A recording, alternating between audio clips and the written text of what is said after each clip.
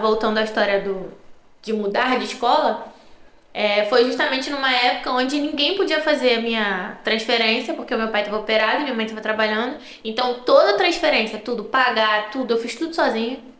Não, tu não falsificou a assinatura Não, meu pai estava operado, aí eu falei com a coordenadora.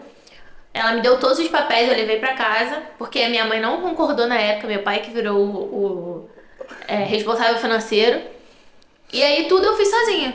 Caraca. Tanto que no primeiro dia de aula eu não tinha blusa pra ir. Porque minha mãe falou, não, eu não vou te dar, seu pai concordou, ele que vai te dar. Eu fiquei acho que umas 2 semanas Os sem dois blusa. discutindo Eu- e você tendo que... E eu indo pra escola com blusa de borboleta.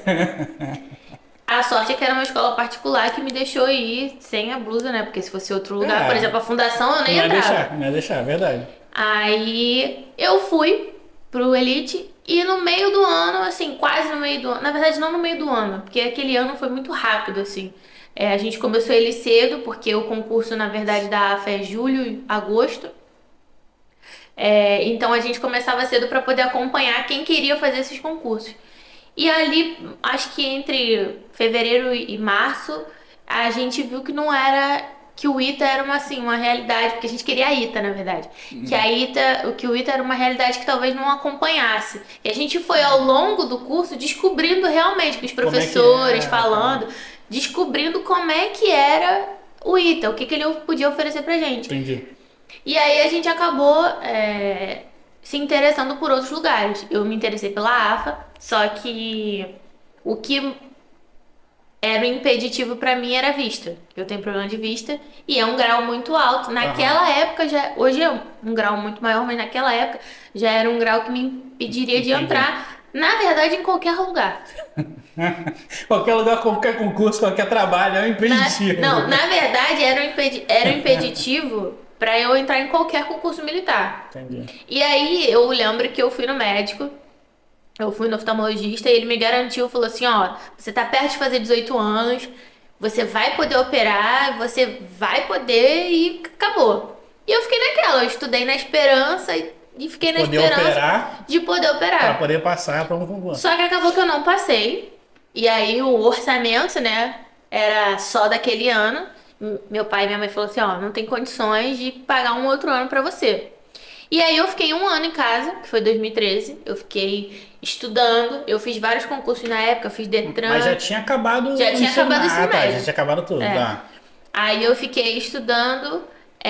Naquele ano mesmo, de 2012 para 2013, eu passei numa faculdade pública, só que era um tecnólogo de segurança pública na UF. Só que Legal. era no turno da noite, para isso eu teria que me mudar para Niterói. Ah, dá pra pegar um ônibus e voltar, Hoje, chegar 1h da não, manhã em casa. hoje, a Fernanda de hoje pegaria um ônibus, mas a Fernanda de 2013, meu pai e minha mãe não deixou. Entendo. Então, eu comecei a estudar em casa em 2013, eu fiz alguns concursos, fiz Detran, fiz Petrobras, que fiquei com uma colocação muito boa, só que tinha que ter um técnico de administração que eu não tinha, então não foi pra frente.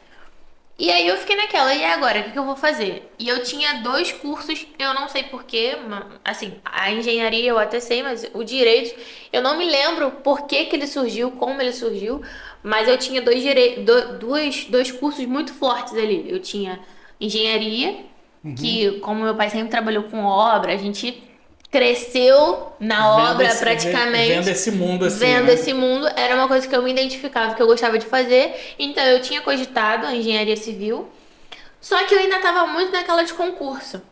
Eu ainda estava no mundo do concurso, então, e eu tava com uma base muito boa para desistir. Eu tinha um português muito forte, um inglês muito forte.